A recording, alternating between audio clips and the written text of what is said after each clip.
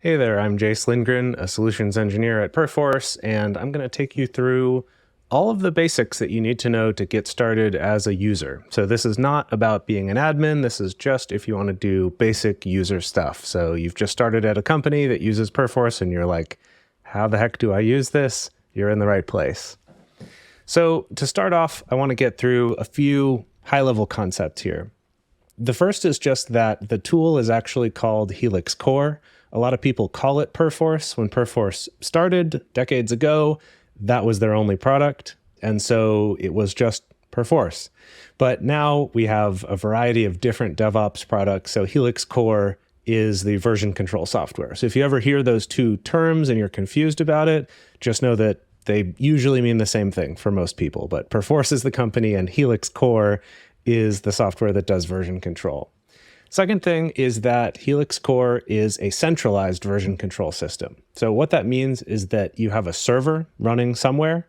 There also could be multiple networked servers, but that's where the actual source of truth is. So that's what actually stores the entire history of everything that anyone has ever done to these files that are being stored in version control in Helix Core. When you work on them, you're not working on them directly on the server. Instead, you're syncing those files locally to your local computer where you can make changes to them, and then you submit those changes back to the server. So just to kind of clarify that you're not actually changing the files right there on the server, you're actually syncing them to your local machine, making changes, and then submitting those back, or getting other people's changes that they've submitted to that centralized server. So in order to connect to your server, you're going to have to use a Helix Core client. And for most people, that's going to be P4V. If I go to perforce.com/downloads, you can see there's a whole lot of things, and I could go here to say Helix Core clients, plugins, and integrations, and then I'll find the Helix Visual Client, or P4V, or I could also just type it in the search here and find it really quickly. So P4 is Perforce. Basically, just think of it that way. P4 is Perforce. So most things are going to be P4 something that have to do with version control. So in this case, the V stands for the visual client. And if you click on this, you can then download it from here. This is free to download. Just go here, choose your operating system, Windows, Linux, or macOS. So for example, if I choose Windows, that fills in automatically, and you can choose either of these. It doesn't matter. Click that, install it.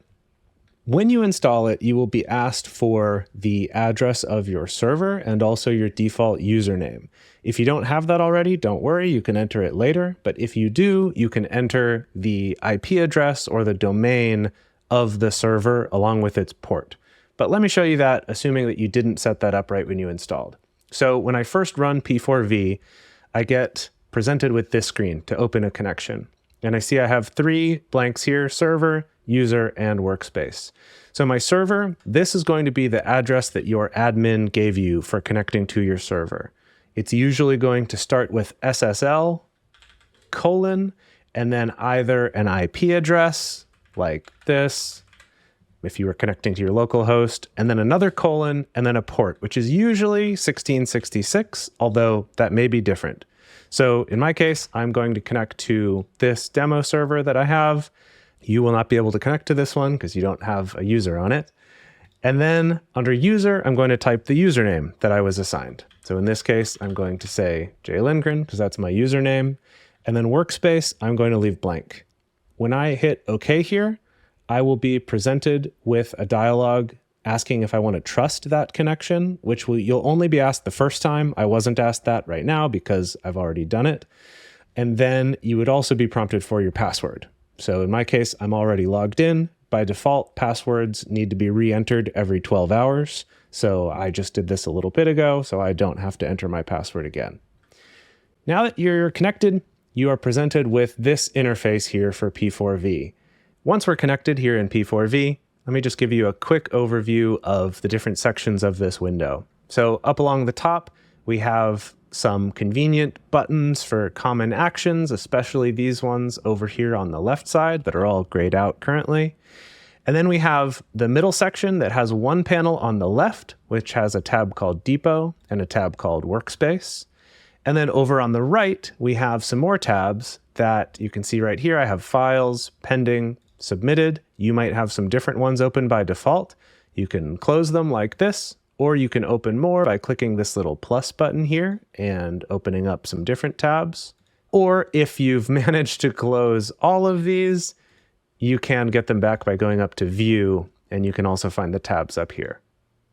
So you'll notice that these ones all go along here, and the left side is always just Depot and Workspace.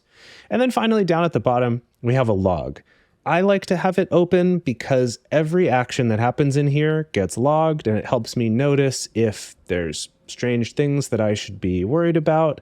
But if this stresses you out, you can also just close it. And again, you can always get back to that by going up to View and Log, and then you can get back. And as we do things and go around and look at stuff, like for example, if I click here, you'll see that some commands ran in order for it to show me what files are in here. And I can show you here, this is on macOS, basically the same principle. You can open up tabs here, close them. You have those same two on the left, the logs on the bottom, buttons across the top. Your menu is just in a slightly different place here, but otherwise everything's going to be pretty consistent between the two. And with all of this, if you ever need help, up at the top here, there's a little help menu.